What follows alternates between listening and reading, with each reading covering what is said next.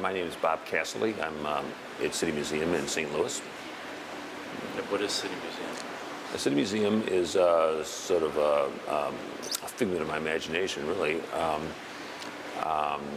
It came about by a strange set of circumstances. I ended up owning one of the largest buildings in St. Louis, and unfortunately it had been vacant for a long time. And well, I guess to start at the beginning, my background is in art and being an artist. And a long time ago, I figured out that if you wanted to be a successful artist, you couldn't depend on patrons. So I decided to become a developer and become my own patron. So as part of my buying and selling of real estate, I ended up buying this place, which is this huge empty box of potential. So not only did I become my own patron by building my own museum, I became my own tenant by occupying my own space. And down to what it is, that's the hard part. Actually, I prefer to make it sort of enigmatic and let other people figure it out. But it's a place that some people call a children's museum. I hesitate to call it that because I think the children just like all the best things in the world, and I can't help it. They like the same things as I do. So we have, I guess we have 50% of the people who come here are children.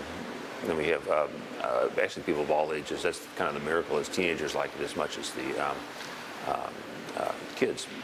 And then the parents come to parties and stuff like that, and the old people come watch the kids.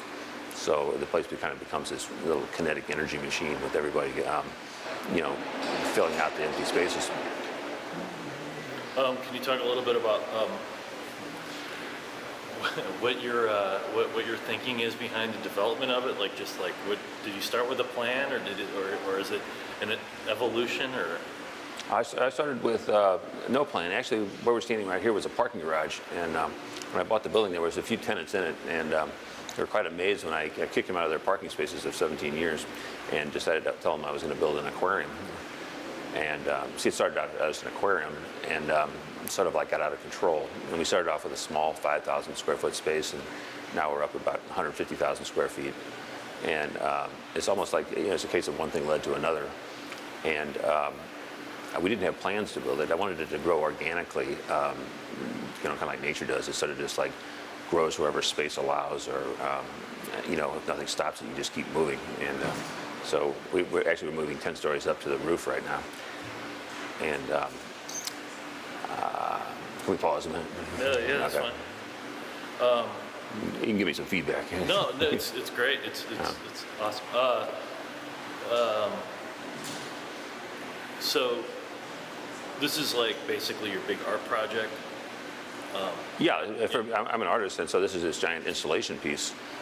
In a way, I'm sort of jealous of music, because music surrounds you, and it can like overpower you and change your attitude, your mood. And so what I've attempted to do is sort of something like a Stravinsky symphony, is build this space where you become the sculpture is the surroundings, and you walk through the middle of it so that all your senses are affected. And I try to use the sense that maybe there's two realities going on here. We play against the other ones, and we've got the reality of the things that we're working on, and then we have the reality of this dream world.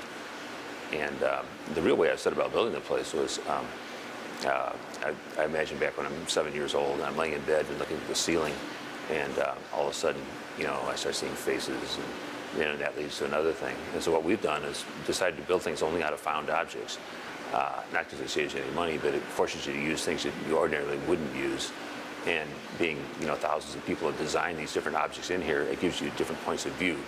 And so we call it City Museum because, I like City Museum because it's generic. It doesn't really say anything. It doesn't pin me down. And I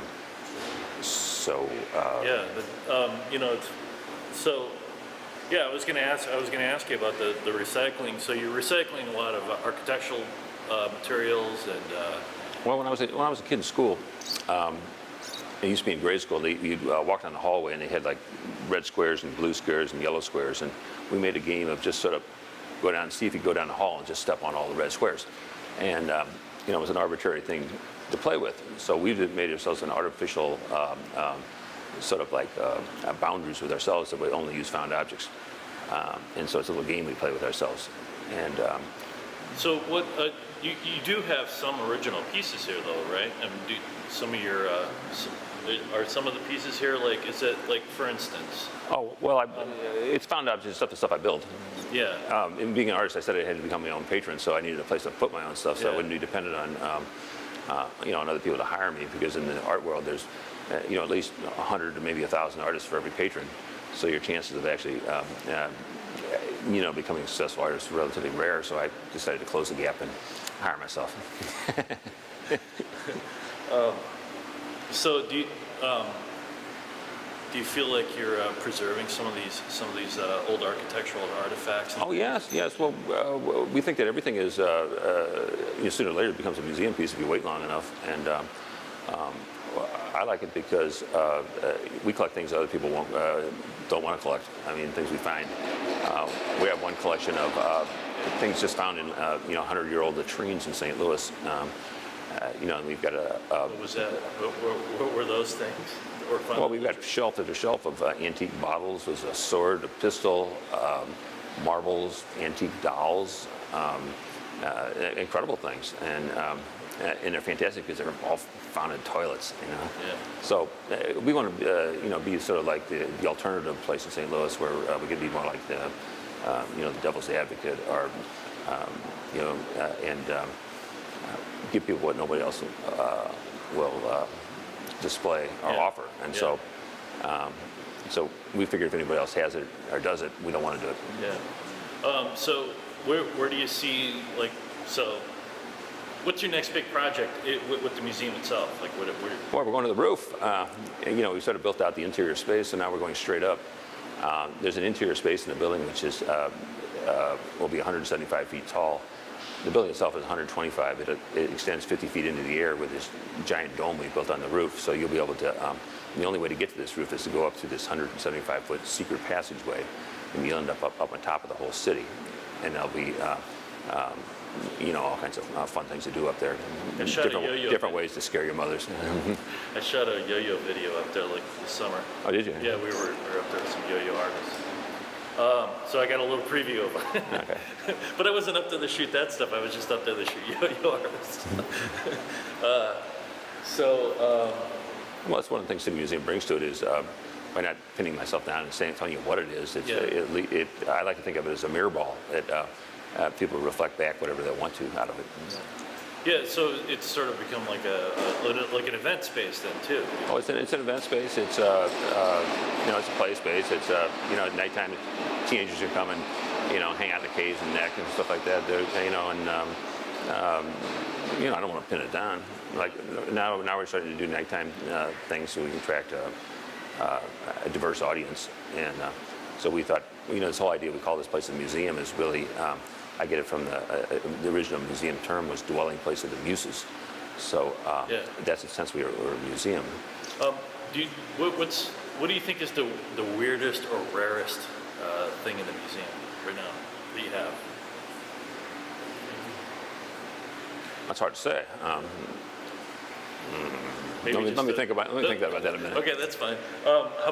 What's your favorite little niche in the museum, in the public space? Oh, well, I've got a little space outside that's just it's about 60 feet in the air. It's a wired dome which you can climb up to, and it's sort of one way in and one way out, and you can sit there and watch everyone else. And there's different places up in the ceiling where you can go. And I remember as a kid, I'd always climb these trees in this public park. I had this special tree, and I could look out over the leaves, and they could see, I could see them, but they couldn't see me. And I think it's sort of a universal thing that people like. Talk about the caves a little bit. So you have like manufactured caves. What gave you the idea to do that? Like, well, we were trying to put all our favorite things in from our youth, and actually, what really started was the cave started off as we built this fish tank, and then we built and we had a big dark spot behind the fish tank. So we figured, well, it's kind of suggested a cave to me. So we started building a cave. Then I had all this space under the loading docks. There's these huge loading docks here, so we excavated under the loading docks to make this huge circle. And in the center of the building, this was at one time the world's largest shoe company, and in the middle of it, there's these gigantic slides which slide down 10 stories. So you go under the shoe shafts and you come up where these slides are. And so we've created What was the idea? Well, Why were the slides there? this was a shoe company, and when they got orders for shoes, they'd slide them down the slides to the loading docks. So there's these 5 different sets of these 10-story slides in there that were there when we got the building. So we're really kind of taking advantage of what we have. And what we've got here is to play with is that, you know, a 10-story building, we're not using it for anything irrational, we're using it to play with. I'm trying to think. Is there anything else that you think people should really? Because the thing about this is that people from all over the world will see this, and I mean, I know a lot about city museums. So I'm just trying to like,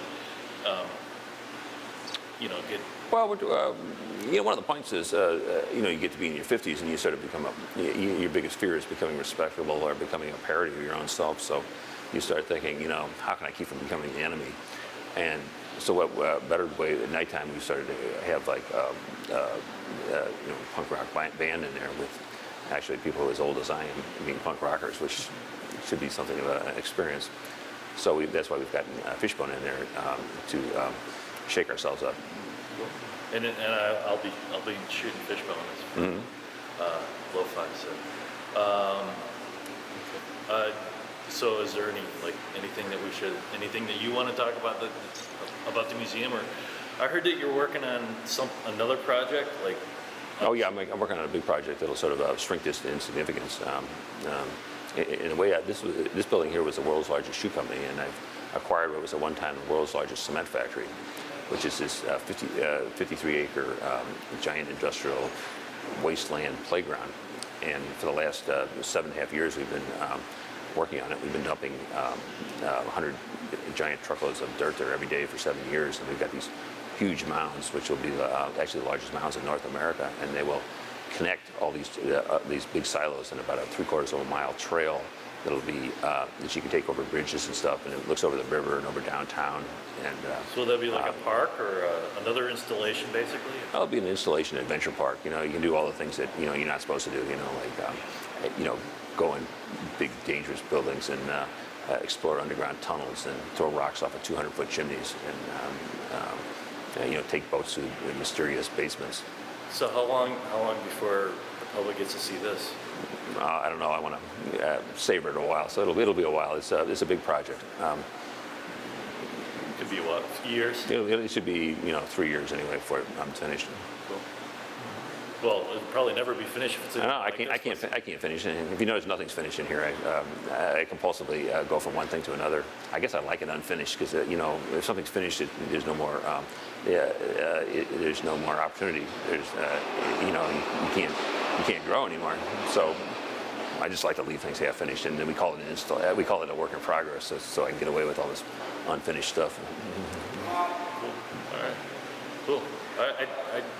You got any information in there or any content? Or? I think I got plenty. Yeah, that's great. Basically, what I'm going to do is I have a lot of footage of the building itself already. So I'll just cut that in with whatever you're talking about. Is there anything in particular that you want to show me right now that? Well, you've been through the place, haven't you? Oh, many times. Oh, I'll leave it up to you. I mean, I would like your fresh approach without me cool. trying to bend you one way or another. Cool, excellent. All right. Yeah. So what I'll basically. I'll trust in you to make me sound good. Oh yeah, of course. Yeah. I know it ends up in the editing is. Yeah, you'll sound great. All right, cool. Okay. Thank you. Oh, you made it easy. Yeah.